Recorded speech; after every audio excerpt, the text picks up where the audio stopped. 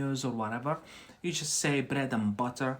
Pickles is just an advanced general English way to say pickles, yeah.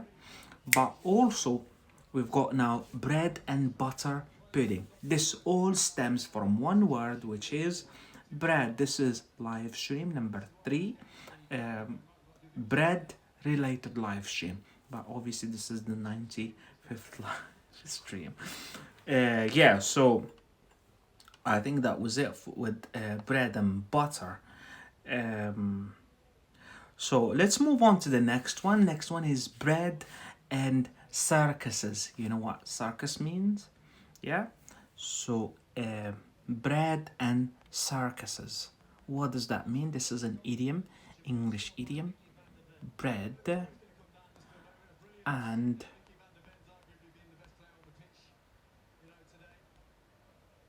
circuses. Bread and circuses. I'm getting tired, but I'll keep going. So, bread and circuses. Yeah, circus. This is singular circus, but circuses is plural. So, bread and circuses. Bread and circuses. What does that mean? This is an idiom. Yeah. So, activities or official plans that are intended to keep people happy and to stop them from noticing or complaining about problems. So, as let me see, let's head back to the video mode. So here what we learned so far, bread. So your daily bread is basically your earnings. Yeah, when you go to work, my daily bread is the amount of money I earn throughout working, basically, to keep me alive, to pay for my food, to pay for my rent, to pay for my housing, my clothes, basically my income. Yeah, so bread. But then circuses. Yeah, circus is for entertainment, to entertain people or whatever. So here, that's, you can guess the meaning. Yeah, bread and circuses, this is activities or official plans that are intended to keep people happy and stop them from noticing or complaining about problems. You're gonna come across this idiom usually in a political debate, people, two people debating, or 2 or 3 people in politics. Yeah, and they mentioned that, usually criticizing, for example, a regime. They said they have they should stop doing their bread and cruises, circuses, sorry about that, bread and circuses. What does that mean? That's what I mean.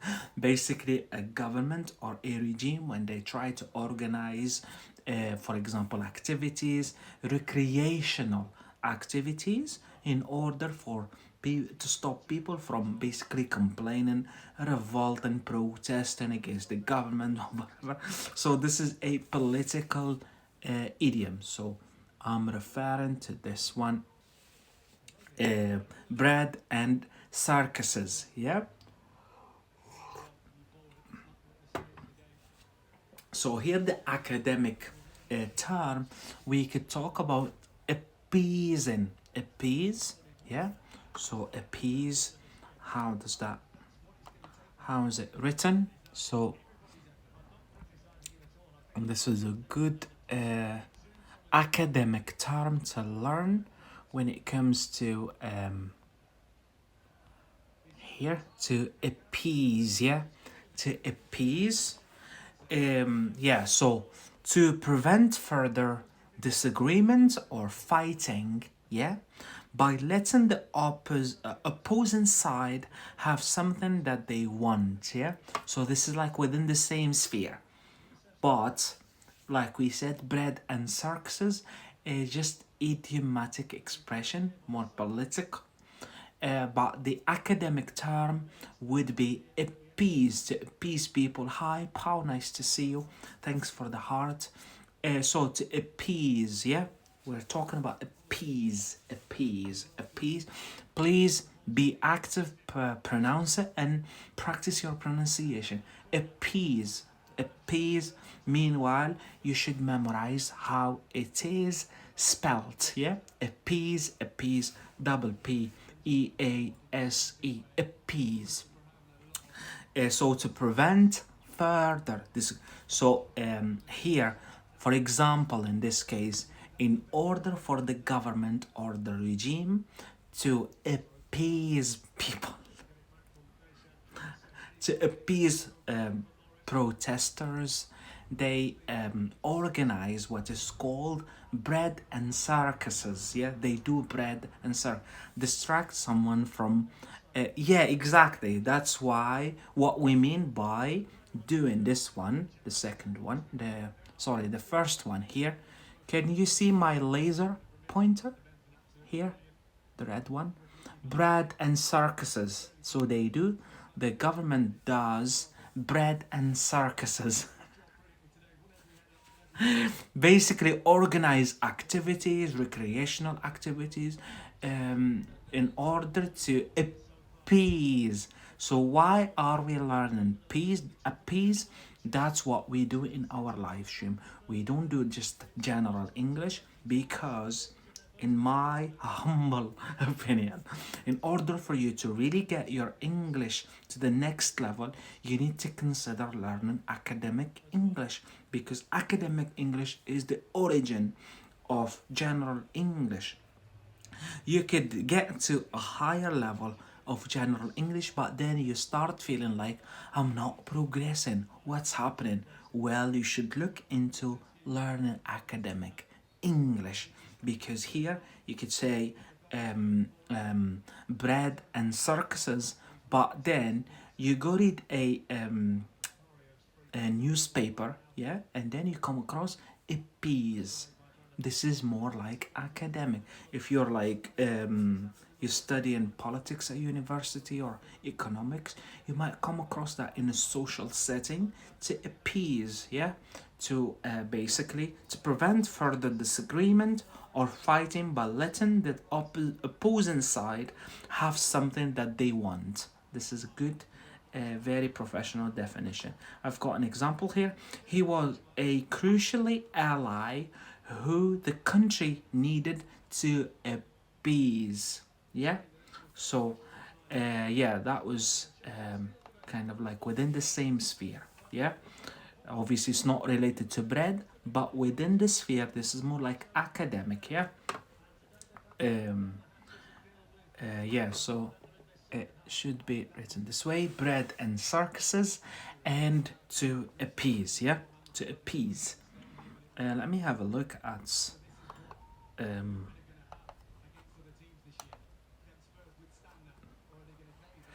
yeah.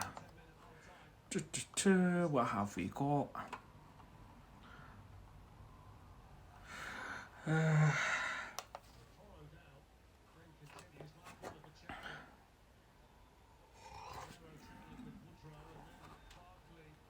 So I've got here the main collocations is about types of bread. I don't know, we should go about them just now, because they're really French bread, garlic bread. We've done that the first live stream. Pita bread, yeah, pita, Mediterranean bread. Uh, yeah.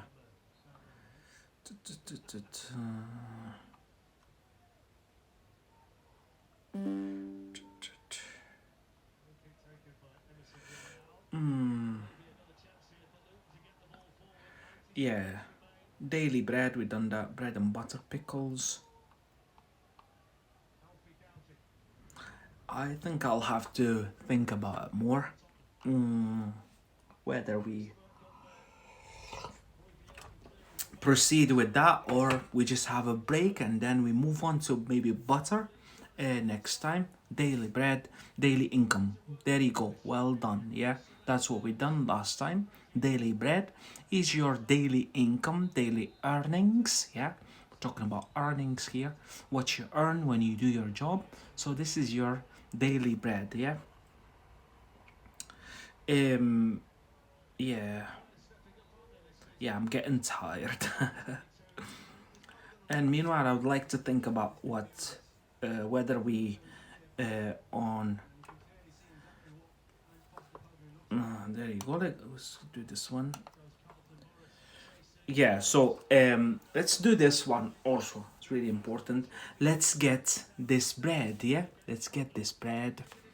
Let's get this bread. What does that mean when we say let's get this bread? Let's do this one and then we call it a night maybe, yeah? Let's get this bread. What does that mean? Yeah, let's get this bread. This is also an idiom. Let's get this bread. This is also a common idiom, yeah? So what does that mean? Mainly you hear it when you would come across it when you're watching, maybe no, unfortunately not, Iman, but well done for trying. You would come across this idiom mainly in American English, yeah, but you might come across it as well in Britain or Canada or wherever. Maybe they used it, they picked it on um, they picked it from American media or whatever. So let's get this bread. What does that mean? So used to encourage someone to try hard and be successful. So you weren't that far, Iman, yeah? You weren't that far, but it wasn't just about money, but obviously earning money is or kind of like regarded as, yeah, earn money is you just can't earn money without doing nothing. Basically, you would have to work hard and earn your daily bread. Or here, people to encourage you, they use the same kind of like word bread, but let's get this bread, yeah. So to encourage someone, you're working with someone or whatever, and then you encourage them, you're working hard. Let's get this bread. It means you're encouraging them to work harder, yeah. Used to encourage someone to try hard and be successful. Let's get this bread, man. Means let's work harder, yeah. Wake up, everyone. Let's get this bread. So someone is, waking people up and telling them, let's get this bread. It means he's encouraging them. They're encouraging them to work harder. Happy Monday. Monday, let's get the bread, yeah. Let's get the bread. So let's get this bread, or let's get the bread. It's the same in my opinion. So as you can see here, it's Happy Monday. Let's get the bread, yeah? It's work and achieve. Yeah, exactly. Let's work harder, even harder. It's Monday, you're going to work anyways, but let's work harder. Basically, instead of saying let's work harder, it's just a more advanced way of a more advanced general English way to say let's work hard day and let's succeed our day, basically, yeah. So let's get the bread, or this bread. Yeah, let me have a look. Yeah, I think the next one would be around, because I've been live streaming for like an hour already, and that's what happens to me. After an hour, I'm done. I'm sorry about that. I'm just trying to be there, like happy Monday.